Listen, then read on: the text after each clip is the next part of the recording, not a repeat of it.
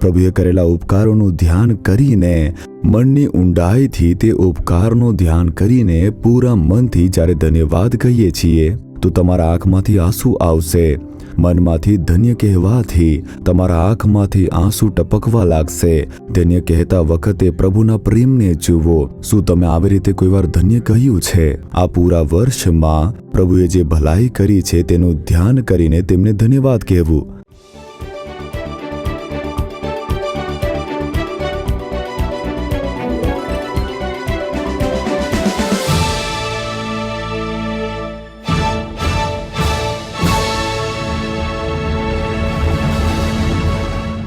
પ્રિય દર્શકો, આપણા પ્રભુ યેશુ મસીહના નામમાં અમે તમારું હાર્દિક સ્વાગત કરીએ છીએ. આખા વર્ષની ભલાઈઓથી માથા પર મુકુટ પહેરાવે છે પ્રભુ. આપણે લોકો આ વર્ષના અંતિમ ભાગોમાં પહોંચી ગયા છે. પરમેશ્વરે જે ભલાઈ કરી તે યાદ કરો. કેટલીક સંકટની પરિસ્થિતિઓમાં જ્યારે આપણે નિરાશ થઈ જતા હતા, કેટલીક ભયની અવસ્થામાં પરમેશ્વર આપણા માટે હિંમત વધારવા માટે સાથે રહ્યા, આપણો હૌસલો વધાવ્યો, આપણા પાપ ક્ષમા કરીને રોગોથી ચંગાઈ આપી. આથી આપણી આટલી ભલાઈ કરવાવાળા પરમેશ્વરને આપણે ધન્ય કહેવું જોઈએ. એમને પૂરો ધન્યવાદ આપો અને નવા વર્ષની ભલાઈઓ માટે અપેક્ષા કરે. અને હવે આપણા પ્રિય ભાઈ મોહનસિંહ લાજરસ તમને સુસમાચાર સંભળાવીને એક નાની પ્રાર્થના કરશે. આથી આ કાર્યક્રમ નિહાળો અને ભલાઈ પ્રાપ્ત કરો.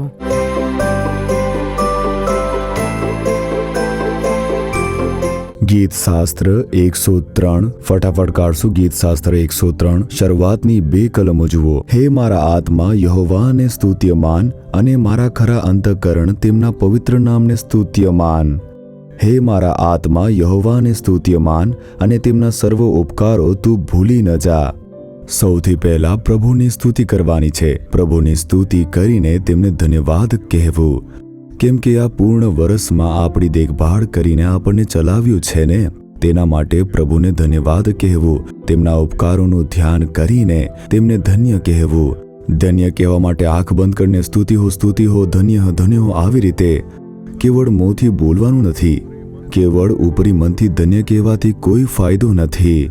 મનના અંદરથી, આપણા હૃદયમાંથી, એટલે કે મનની ઊંડાઈમાંથી ઉપકારોને યાદ કરીને પૂરા મનથી જ્યારે આપણે પ્રભુને ધન્યવાદ કહીએ છીએ ને, તેને જ પ્રભુ સ્વીકાર કરે છે. કેમ કે પ્રભુનું જે વચન છે તેમાં પ્રભુ એક જગ્યા કહે છે, આ જે મારા લોકો છે પોતાના ઉપરી મનથી જ મને પોકારે છે, તેમનું હૃદય મને છોડીને દૂર જતું રહ્યું છે. ઉપરી મનથી સ્તુતિ કરીએ છીએ, ગીત ગાઈએ છીએ, આરાધના કરીએ છીએ, બધું કરીએ છીએ, પ્રાર્થના કરીએ છીએ, પરંતુ હૃદય મને છોડીને ખૂબ જ દૂર છે. એટલા માટે તેમની સ્તુતિને હું સ્વીકારીશ નહીં, તેમનો ધન્યવાદ પણ હું સ્વીકારીશ નહીં, તેમની પ્રાર્થના પણ હું સ્વીકારીશ નહીં. તો આપણા મનના ઊંડાઈથી ધન્યવાદ કરતી વખતે પ્રભુની સ્તુતિ કરીશું, થેન્ક્સ કહેશું, તો તે સ્તુતિને જ પ્રભુ સ્વીકાર કરશે. તો મનની ઊંડાઈથી વિશ્વાસથી કરેલી જે પ્રાર્થના છે તે પ્રાર્થનાને જ સ્વર્ગ લોક સ્વીકાર કરે છે. ઉપરી મનથી જે બોલે છે થેન્ક્સ, ધન્યવાદ, સ્તુતિ, આ સ્વર્ગલોક નથી પહોંચતું. પરમેશ્વર ન તેને માને છે ન સ્વીકારે છે. કેમ કે પ્રભુ સ્વયં કહે છે, તમારું મન મારાથી ખૂબ જ દૂર છે. કેવળ ઉપરી મનથી થેન્ક્સ કહો છો તેનાથી શું ફાયદો છે, આમ કહે છે. તો પ્રભુના કરેલા જે ઉપકારોનું ધન્યવાદ જ્યારે કરીએ છીએ તો મનની ઊંડાઈથી આપણે ધન્યવાદ કહેવાનું છે. આપણા મનમાં પ્રભુના કરેલા ઉપકારો માટે એક ગ્રેટિટ્યુડ હોય છે, કહેવાય છે ને, એવો આભાર હોય. અંતિમ કાળમાં માણસ કેવી રીતે રહેશે, તેમના મનમાં આભારની ભાવના રહેશે નહીં. કોઈ આભાર નહીં, ભલે કેટલી પણ ભલાઈ પ્રાપ્ત કરે, તેમનામાં આભારની ભાવના રહેશે નહીં. આભાર વગરના અંતિમ કાળમાં જે માણસો છે તે દેખાશે. આ પ્રકારે બાઇબલમાં લખવામાં આવ્યું છે. આપણે વાંચીએ છીએ અંતિમ સમયમાં, પરંતુ તે જગતના લોકો છે, તમે આવી રીતે રહેશો નહીં. પ્રભુની સંતાન આવી રહે નહીં, તે આભાર માનવાવાળી બને. તો પ્રભુએ આ વર્ષમાં આપણા માટે જે ઉપકાર કર્યો તેનો હિસાબ કરીને જુઓ. તેના માટે પ્રભુને ધન્યવાદ કહેવાનું છે ને. બસ આવી રીતે જ પ્રભુ ધન્ય ધન્ય, સ્તુતિ હો, સ્તુતિ હો, સ્તુતિ હો, સ્તુતિ હો. જ્યારે તમે કોઈની પાસે જઈને થેન્ક્સ ભાઈ આવી રીતે કહેશો, થેન્ક્સ કેમ કહો છો, આવી રીતે તે પૂછે છે ને, બસ એમ જ થેન્ક્સ કહું છું, તો તે શું વિચારશે, એ જ કે મેન્ટલ છો ને, એમ જ થેન્ક્સ કેમ કહે છે, કેમ મને થેન્ક્સ કહે છે, આવી રીતે પૂછશે ને. તો થેન્ક્સ કહેવા માટે કોઈ કારણ હોવું જોઈએ કે તમે મારી હેલ્પ કરી છે, તમે મારી સહાયતા કરી છે. એટલા માટે થેન્ક્સ કહું છું. ઓકે, તો આવું કહેશે, યોર વેલકમ અથવા નો મેન્શન અથવા કોઈ વાત નહીં, આવું કંઈક કહેશે. એનો અર્થ છે કે તેમણે તમારો થેન્ક્સ સ્વીકાર્યો છે. કોઈ પણ કારણ વગર આપણે કોઈને થેન્ક્સ કહેતા નથી ને, તો પ્રભુ માટે પણ તેવું જ છે. તેમાં સ્તુતિ કરવું અલગ છે, થેન્ક્સ કહેવું અલગ છે. સ્તુતિ જે કરીએ છીએ, પ્રભુના નામની, સામર્થ્યની, તેમના ચમત્કારોની મહિમા કરવું. હે સામર્થ્યશાળી, તમે બદલતા નથી, તમે ખૂબ જ અદ્ભુત છો, તમે ખૂબ જ ચમત્કારિક છો, તમે આલ્ફા છો, તમે ઓમેગા છો, પવિત્રતામાં તમારી મહત્વતા છે, આકાશના સિંહાસન પર વિરાજમાન છો, હર તારાને નામ લઈને પુકારવા વાળા, યહોવા ઈરે, યહોવા નિસી, યહોવા. આ પ્રકારે પરમેશ્વરની મહિમા જે કરીએ છીએ, જે સ્તુતિ એટલે કે પ્રેઝિંગ ધ લોર્ડ, સામર્થ્ય અને નામ લઈને તેમનું મહિમા કરવી. ધન્યવાદ, થેન્ક્સ ગિવિંગ. આ પ્રકારે જે તે ઉપકાર કરે છે તેના માટે તેમને ધન્યવાદ કહેવું. આ બંને આપણી પ્રાર્થનામાં હોવું જોઈએ. આ પૂરા વર્ષમાં પ્રભુએ જે ભલાઈ કરી છે તેનું ધ્યાન કરીને તેમને ધન્યવાદ કહેવું. આ એક ખૂબ જ આવશ્યક એવું કાર્ય છે, પ્રભુને મનથી ધન્યવાદ કહેવું. તો તેમણે કરેલા ઉપકારોનું ધ્યાન કરીને ધન્યવાદ કહેવું. કોઈ પણ કારણ વગર ધન્ય ધન્ય પ્રભુ, થેન્ક્સ થેન્ક્સ કહેવું, ધન્યવાદ પ્રભુ કહેવું, આ પ્રકાર કેમ થેન્ક્સ કહેવું? પ્રભુએ કરેલા ઉપકારોનું ધ્યાન કરીને, મનની ઊંડાઈથી તે ઉપકારનું ધ્યાન કરીને પૂરા મનથી જ્યારે ધન્યવાદ કહીએ છીએ તો તમારા આંખમાંથી આંસુ આવશે.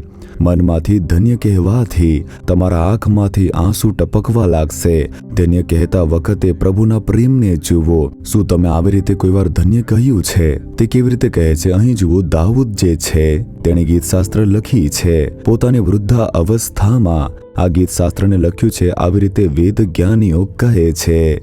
પ્રભુએ જેવી રીતે તેને ચલાવ્યું તેનું તે ધ્યાન કરે છે અને તે તેના અંતિમ સમયમાં આવું બધું લખ્યું છે. તે શું કહે છે? પ્રભુ ધન્ય થાઓ, આવું ન કહીને તે શું કહે છે? હે મારી આત્મા, યહોવાને સ્તુત્યમાન કર. મનથી તે વાત કરે છે, પોતાના હૃદય સાથે વાત કરે છે. તે દાઉદ કહે છે, હે મારી આત્મા. તેણે ઉપરી મનથી પ્રભુને ધન્યવાદ ન કહ્યું. હે મારી આત્મા, તું પ્રભુને સ્તુત્યમાન કર. પ્રભુએ તારી માટે ભલાઈ કરી છે. પૂર્ણ હૃદયથી, મનની ઊંડાઈથી પરમેશ્વરને ધન્ય કહેવાનું છે. ઉપરી મનથી તે ધન્ય કહેતો નથી, હૃદયથી, તેના પૂરા મનથી, મનની ઊંડાઈથી પ્રભુને ધન્ય કહેવું. તેના માટે કારણ જોઈએ ને. તમે ગીતશાસ્ત્ર 103માં 3, 4 અને 5મી કલમ વાંચશો તો કેમ ધન્ય કહે છે? હે મારી આત્મા, તારે કેમ પ્રભુને ધન્ય કહેવાનું છે, કેમ સ્તુતિ કરવાનું છે? તેનું કારણ તે કહે છે. તે 6 વાતો કહે છે.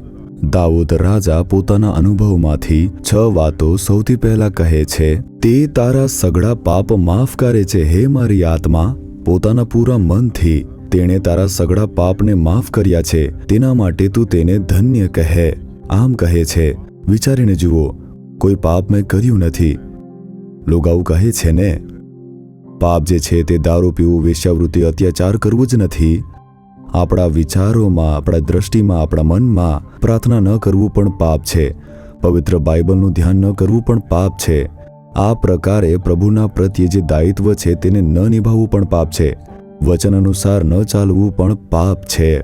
ગર્વ, અહંકાર, નફરત, ચીડવું, બીજા ઉપર આરોપ લગાવવું, આવું કોઈને કોઈ પાપ તમારા જીવનમાં થયું હશે. જ્યાં કામ કરો છો, જ્યાં રહો છો, તમારા ઘરમાં અચાનક ગુસ્સો આવે છે અથવા ચીડાઈ ગયા હશો. આપણે સઘળા લોકો આ પાપથી ભરેલા સંસારમાં જીવીએ છીએ. એટલા માટે ભલે ઉદ્ધાર પ્રાપ્ત કર્યો હોય, અભિષેક પ્રાપ્ત કર્યો હોય, તો પણ આપણે જાણે અજાણીએ પાપ કરી દેતા હોઈએ છીએ. ઠીક છે, તમારા પાપ કરતા જ પ્રભુ જો દંડ આપશે તો પછી શું થશે? આ વર્ષે જેટલા પણ પાપ કર્યા તેનો હિસાબ કરીને પ્રભુ તમને દંડિત કરતા તો શું થતું? તમારું જીવન ખૂબ જ કઠિન થઈ જતું. તો પરમેશ્વરે આપણા પાપોને ક્ષમા કર્યું. આ જાણતા જ પ્રભુ મને ક્ષમા કરો, મને તમારા લહુથી ધોઈ નાખો. મારા મનમાં ઈર્ષ્યા આવી ગઈ, મેં આવી રીતે પાપને સ્થાન આપી દીધું. મનમાં આવો વિચાર આવ્યો એટલે મને ક્ષમા કરી દો પ્રભુ. મનથી પ્રાર્થના કરતાની સાથે ક્ષમા મળશે. આરાધનાલયમાં પાપોથી ક્ષમા માટે પ્રાર્થના કરીએ છીએ ને, તે ઉપરી મનથી કરવાથી કશું ન થશે. મનની ઊંડાઈથી જ્યારે તમે કહેશો, વધસ્તંભનું ધ્યાન કરીને આરાધના માટે જ્યારે મેલમિલાપ કરીને જ્યારે નિરંતર પ્રાર્થના કરશો, ત્યારે પ્રભુએ આપણને ક્ષમા કરી દીધું. તો આ વર્ષે તમારાથી જે પાપ થયા છે તેમણે તે ક્ષમા કરી દીધા છે. હે મારી આત્મા, તે કરેલા સગળા પાપ તેમણે માફ કર્યા છે. એટલા માટે પ્રભુની સ્તુતિ કર. તારા પાપ ક્ષમા કરવા પર જ તમે આજે જીવિત છો. તેના માટે તેમની સ્તુતિ કરો. હવે અહીં 10મા વચનમાં જુઓ, તે આપણા પાપ પ્રમાણે આપણી સાથે વર્ત્યા નથી. આપણા અન્યાયના પ્રમાણમાં તેમણે આપણને બદલો વાળ્યો નથી. પાપનો આભાસ કરતાની સાથે, અરે મારાથી ભૂલ થઈ ગઈ, મારાથી આ પાપ થઈ ગયું, આવી રીતે ચીડાઈને તેના પર હું ગુસ્સે થઈ ગયો, આ પ્રકારે મેં ખોટી ભાવનાને સ્થાન આપ્યું, પ્રભુ મને ક્ષમા કરી દો. ખરા મનથી આવી રીતે પ્રાર્થના કરતાની સાથે પ્રભુ ક્ષમા કરી દે છે. તે કશું પણ વિચારતા નથી. ક્ષમા કરી દીધું, બસ આટલું જ. તે જ તો કહે છે, પાપોના અનુસાર આપણી સાથે વર્ત્યા નથી, આપણે ક્ષમા કર્યું. તો તેના માટે તમે પ્રભુની સ્તુતિ કરો. હે પ્રભુ, હું માનું છું મારાથી ભૂલ થયું, હું માનું છું મારાથી પાપ થયું, તમને દુઃખ પહોંચાડ્યું તો પણ તમે મને ક્ષમા કર્યું છે, મારું મન બદલ્યું છે, તે માટે તમારી સ્તુતિ થાવ. આ પ્રકારે પ્રભુને ધન્યવાદ કહો. મારા અધર્મોને તમે ક્ષમા કર્યું એના માટે તમારે સ્તુતિ થાવ, આમ કહો. અને બીજી વાત, અને તારા સર્વ રોગ મટાડે છે. આ વર્ષ કેટલી બધી બીમારી આવી વિચારી જુઓ. આ વર્ષે તમે બીમાર જ ન થયા. માથું દુખવું, પેટ દુખવું, શરદી, તાવ, ખાંસી, શરીરમાં નિર્બળતા, આવી કોઈ બીમારી નથી. કોઈને કોઈ બીમારી આવી હશે ને, તો પ્રભુએ તમને સાજાપણું આપ્યું. તેના માટે મને સાજાપણું આપવા માટે ધન્યવાદ. નહીં, મને બીમારી જ ન આવી. આ વર્ષે હું બીમાર પડ્યો જ નથી. દવાની એક ગોળી ખાવાની જરૂર પડી નથી. બીમારી ન આવે એવી રીતે દેખભાળ કરીને તમને સ્વસ્થ રાખ્યું છે ને, તેના માટે ધન્યવાદ કહો. હે પ્રભુ, મને કોઈ બીમારી, નિર્બળતા ન આવી એવી રીતે મારી દેખભાળ કરી. પ્રભુ, તમારો ધન્યવાદ. જ્યારે આવી ત્યારે તમે મને સાજાપણું આપ્યું. તમારો ધન્યવાદ. તમારા ઘાથી તમે મને સાજાપણું આપ્યું છે. આ પ્રકારે ધન્યવાદ કહો. તો તેમણે તમારા સગળા પાપ માફ કર્યા, અને બીજું તમારા સર્વરોગ મટાડ્યા, તે માટે ધન્યવાદ. અને ત્રીજું છે, 4થી કલમ જુઓ, ગીત શાસ્ત્ર 103 તેની 4થી કલમ, તે તારો જીવ નાશથી બચાવે છે. આપણા જીવની દેખભાળ પ્રભુની કૃપા છે. કેટલાક લોકોને જુઓ, ન્યૂઝપેપરમાં આપણે જોઈએ છીએ ને, બાથરૂમમાં પગ લપસીને પડીને મરી ગયો. ખૂબ જ નાની ઉંમરમાં આપણે જોઈએ છીએ ને, ખબર નહીં શું થયું, એકદમ મૃત્યુ થઈ ગઈ. કેટલી અકસ્માતોમાં મૃત્યુ. આપણે કેટલી યાત્રા કરીએ છીએ, બસમાં, ટ્રેનમાં, કારમાં, હવાઈ જહાજમાં, કેટલા એક્સિડન્ટ, કેટલા મરી ગયા, આવા સમાચાર આપણને મળે છે ને. આપણે જીવીએ છીએ તે પ્રભુની કૃપા છે. તો તેને યાદ કરીને, હે પ્રભુ, મારા જીવને તમે નાશ થવાથી બચાવ્યું છે, મારા જીવનની રક્ષા કરી છે, તમારો ધન્યવાદ. મારા બાળકોની રક્ષા કરી છે, તે માટે ધન્યવાદ. પ્રભુને ધન્યવાદ કહેવાનું છે ને. તમે આજે પણ જીવિત છો, તે પ્રભુની કૃપા છે ને. કેટલાક લોકો રાત્રે ઊંઘે છે પરંતુ સવારે જીવિત ઉઠી શકતા નથી. આવી રીતે કેટલી મૃત્યુની ખબરો સાંભળીએ છીએ. તો આપણા પ્રાણોને નષ્ટ થવાથી બચાવ્યું છે, તેના માટે હે મારા આત્મા, તું યહોવાને સ્તુત્યમાન. આ પ્રકારે કહો. 4થું, તને કૃપા તથા દયાનો મુકુટ પહેરાવે છે. તેમની કૃપા. આપણે નાશ થવાથી બચીએ છીએ, તે તેમની કૃપા છે. આપણે કેટલા સંકટમાંથી નીકળીએ છીએ. દુષ્ટ માણસો, દુષ્ટ આત્માઓ, કેટલી વિપત્તિઓ આવે છે, પરંતુ પ્રભુની આપણી ઉપર જે કૃપા છે, તે કૃપાથી અને દયાથી માથા પર મુકુટ પહેરાવે છે. માથા પર જે મુકુટ પહેરાવે છે, ક્રાઉન, તેઓ મુકુટ મૂકી દે છે. શેતાન જ્યારે ઘાત કરવા આવે છે અથવા આપણા પર વિપત્તિ આવે છે, તો આપણા માથા પર જે મુકુટ છે તે જોઈને તે ડરીને ભાગી જાય છે કે આના ઉપર પ્રભુની કૃપા છે, પ્રભુની દયા તેની ઉપર છે, અને તે કારણે વિપત્તિ કોઈ નુકસાન ન પહોંચાડે તેવી રીતે પ્રભુની કૃપા અને દયાથી આપણી રક્ષા થાય છે. તે કૃપા અને દયા માટે ધન્યવાદ કહેવાનું છે. કૃપા શું હોય છે તમને ખબર છે? જે તેના અયોગ્ય હોય છે, પ્રભુ તેના ઉપર અનુગ્રહ કરે છે, અને પ્રભુનો અનુગ્રહ તે કૃપા છે. તો અનમેરિટેડ લવ ટુવર્ડ્સ ધ સિનર્સ. હું અયોગ્ય છું, છતાં પ્રભુએ મારા પર કૃપા બતાવી. પ્રભુ તમારો ધન્યવાદ. આવી રીતે તેમને ધન્ય કહેવું. હું અયોગ્ય પુરુષ છું, અયોગ્ય સ્ત્રી છું, તો પણ તમારી કૃપા અને દયાથી તમે મારી રક્ષા કરી છે. ધન્યવાદ. તો આપણે પ્રભુને ધન્યવાદ કહેવાનું છે. હવે આગળ જુઓ, 5મી કલમ, તેમાં જ 5મી કલમ જુઓ. તે તારા જીવને ઉત્તમ વસ્તુઓથી તૃપ્ત કરે છે. ઉત્તમ વસ્તુઓથી આપણા જીવને તૃપ્ત કરે છે. આ વર્ષમાં પ્રભુએ તમારા માટે ભલાઈ કરી છે ને? એક પણ ભલાઈ નથી કરી કે? પ્રભુએ મારા માટે કોઈ ભલાઈ નથી કરી. શું આવું કોઈ બોલી શકે છે? પ્રભુએ ભલાઈ કરી છે ને? ખાવા માટે ખોરાક, કપડાં, રહેવા માટે જગ્યા, કેટલી ભલાઈ અને આશીર્વાદ પ્રભુએ આપ્યા છે ખબર છે ને? હવે જુઓ, દરેક દેશમાં લોકો જે ખોરાક માટે દુઃખ ઉચકે છે, કેમ આપણા ભારતમાં જ રાતનું ભોજન ખાધા વગર જ ઊંઘી જાય છે એવા કરોડો લોકો છે. એક સમાચારમાં તેનો હિસાબ કરીને છાપ્યું હતું. અને ખરેખર ભારતમાં જ, ભારતના મોટા મોટા શહેર છોડો, નાના નાના શહેરમાં જઈને જુઓ, ઘર નથી, ગલીમાં એક ખૂણામાં ઊંઘેલા હોય છે, અથવા કોઈ પુલ હોય તેના નીચે ઊંઘેલા હોય છે. દુકાન બંધ થવાની રાહમાં જ હોય છે. દુકાનની બહાર ખૂણામાં જ લોકો પડેલા હોય છે. પોતાનું ઘર નથી, બેસવાની જગ્યા નથી, બરાબર ખાવા માટે ખોરાક નથી. કેટલાક લોકો છે તો પણ તમારા પાસે ઘર છે, એક જગ્યા છે, એક ગાડી છે. આટલા આશીર્વાદો પ્રભુએ આપી છે. તમને એક નોકરી કરવાનો બળ, કામ કરવા માટે તંદુરસ્તી, આ બધું પ્રભુની કૃપા છે, ભલાઈ જ છે ને? તો તૃપ્ત ભલાઈ તમારા માટે પ્રભુએ કરી, ઉત્તમ વસ્તુથી તૃપ્ત કર્યું. તેના માટે પ્રભુને ધન્ય કહો. હે પ્રભુ, તમે મારા માટે કેટલી ભલાઈ કરી છે. તમારો ધન્યવાદ પ્રભુ. આવી રીતે કહીને, તે ભલાઈને યાદ કરીને, આ વર્ષમાં પ્રભુએ તમારા માટે જે ભલાઈ કરી, તમારી પ્રાર્થનાનો ઉત્તર આપ્યો છે, દેવાની સમસ્યાને દૂર કર્યું છે, લગ્નના કાર્યને સફળ કર્યું છે, ગર્ભસ્થાનને આશીર્વાદ પ્રદાન કર્યું છે. આ વર્ષે તમે જે ભલાઈ પ્રાપ્ત કરી તેને યાદ કરીને જુઓ, ગણીને જુઓ, તારા ઉપર કેટલા ઉપકાર થયા છે. આવું એક ગીત છે, એટલે કે count your blessings one by one. પ્રભુએ જે ભલાઈ કરી છે, જે આશીર્વાદ આપ્યું તે યાદ કરીને જુઓ, એક પેપર પર લખીને જુઓ. જાન્યુઆરીથી લઈને હમણાં સુધી પ્રભુએ મારા માટે કેટલી ભલાઈ કરી તે લખીને જુઓ. નોટબુક ભરાઈ જશે. એટલી ભલાઈ પ્રભુએ કરી છે. બેસીને સારી રીતે વિચારશો તો જાણશો. એટલા માટે તેને યાદ કરીને પ્રભુને ધન્યવાદ કહો. એવી જ રીતે પ્રભુ સ્તુતિ થાવ, ધન્યવાદ, તમે મારા માટે ભલાઈ કરી. આવી રીતે નહીં. દાઉદને જુઓ, એક એક કરીને બોલે છે, મારા પાપને ક્ષમા કર્યો, ધન્યવાદ. મને સાજો કર્યો છે, તમારો ધન્યવાદ.